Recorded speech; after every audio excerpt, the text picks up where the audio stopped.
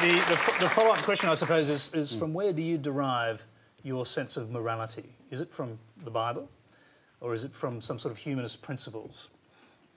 OK, you've now got me where I didn't want to be.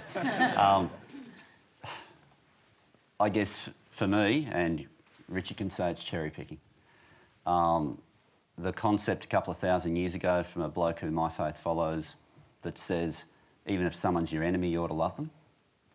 For me, that's a fundamental part of how people should interact with each other, ideally. Fundamental. And I reckon a lot builds from that. And some of the principles that build from that aren't that different from the best humanist principles that Richards want to cherry-pick. But I've got to say, if you want to look at the worst that people have done in history, you can find religious examples and you can find atheist examples. I don't think Mao Zedong's China during the Cultural Revolution as an atheist regime or Stalin's Russia are great examples of morality either. People have done some shocking things in human history, sometimes in the name of religion, sometimes in the name of whatever other division they could find. But to say that that's an argument against religion, I don't think matches the level of logic that Richard's demanding of everyone else. Can I just interrupt you there, because I think what was raised by Tony Burke was obviously the Sermon on the Mount, the Beatitudes, which does provide a kind of moral template for a lot of people. I mean, turn the other cheek, love your enemy as yourself, blessed are the peacemakers, blessed are those who are persecuted because they stand up for what's right, etc. The meek shall inherit the earth. Those are principles you could take as a humanist, as moral principles, are they not? I'm delighted to cherry-pick those. Jesus said some wonderful things, and the Sermon on the Mount is terrific. Modern morality goes back to that and says, yes, that'll do, that's very good. The Mao Zedong point, of course, is ridiculous. Every religious war's not, come on. No, the difference is this. We are not counting up the number of good things and bad things that have been done by people who happen to be religious or who happen to be atheist. We're looking at whether there are religious or atheistic motives for doing good or bad things. Is there a logical pathway that leads from religious faith to doing bad things? Sure as hell there is. Is there a logical pathway that leads from atheism to doing bad things? No, you cannot make a logical pathway that way. Nobody would ever say, because I'm an atheist, I'm going to kill somebody. You could very well say, because I am a Christian, I'm going to go and kill Muslims. Because I'm a Muslim, I'm going to go and kill Christians. This is something that's happened throughout history. Nobody has ever said, because I'm an atheist, I'm going to go and kill somebody. OK, we've got a questioner down the front here. And just wait a moment, we'll come to you straight away. Professor Dawkins, thanks for your presence here. I think there's a very obvious flaw in the logic that you've used there. You seem to conveniently forget that many of the wars that have been fought in recent years, and indeed the most controversial ones, they have been this direct result of the desire to spread these values of capitalism, these values of democracy, which essentially are exactly what you are against in one way, shape or form. So whether it's spreading democracy or spreading capitalism or any of these ways of life, or a few decades before spreading communism or whatever, it has to be faced up to that these ideologies were what people used to advance wars, to advance persecution and oppression. So how can you possibly say that it's only in the name of religion that these sorts of acts have been done when clearly the reality is the exact opposite? I never said that. There are plenty of other ideologies. Ideology is what motivates people to do these things, not atheism. Communism could well motivate. Nazism motivated people to do these terrible things. These are things that people believe as a matter of faith, not religious faith in that case, but faith, whereas atheism is not that. OK, I'm going to go now to another question from the audience. It's from Andrew Collington. My question is to Senator Fielding. You're courageously open about your religious and moral beliefs. As a believer in God, do you accept the Bible as the Word of God? And those who participate in homosexual behaviour ought to be shunned or put to death as the Bible demands? Or do so-called moderate Christians simply choose to ignore the Word of God in this case, picking what passages they feel best suits social trends of the day? Look, I'm certainly not fearful of gays.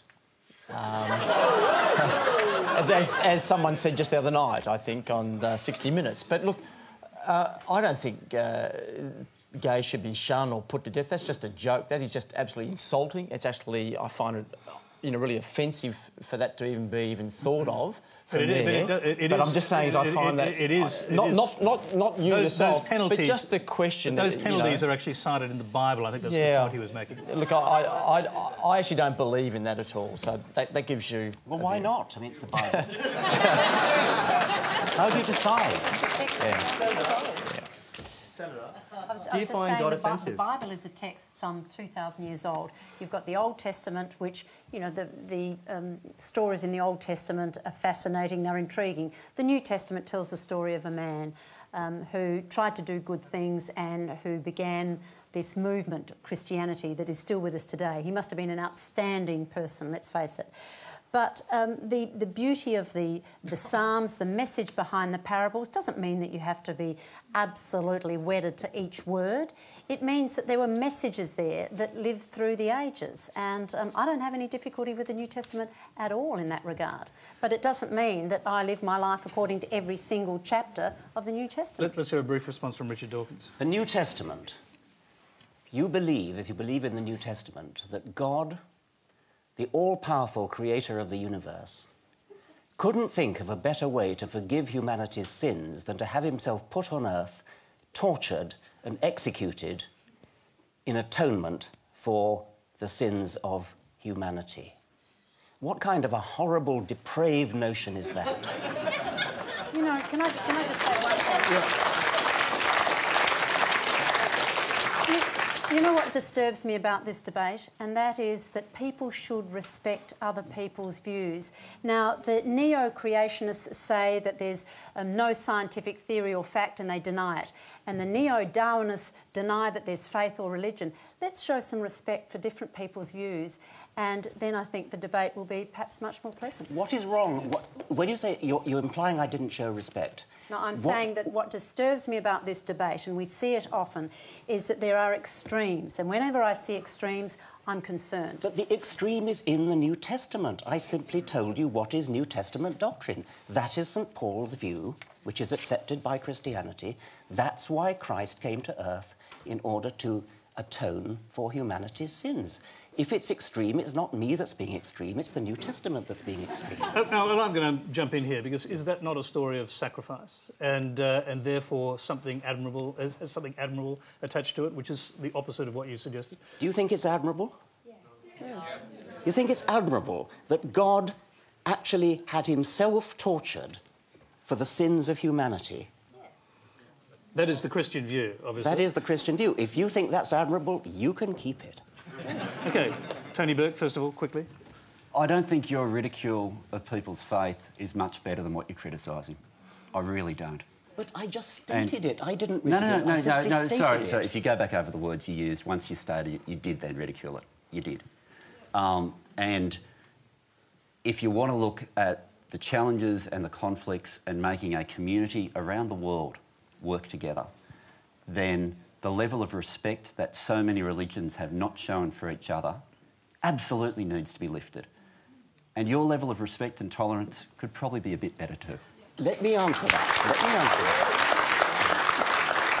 I did no more than state the Christian doctrine, and Tony then said, that is the Christian doctrine, isn't it admirable? People said, yes, it's admirable.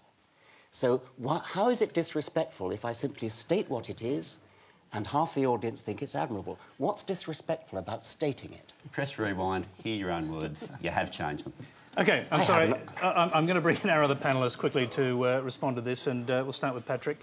Your thoughts? Well, I find the whole discussion a bit frustrating, I've got to say, because I'm immersed in the real world. This is very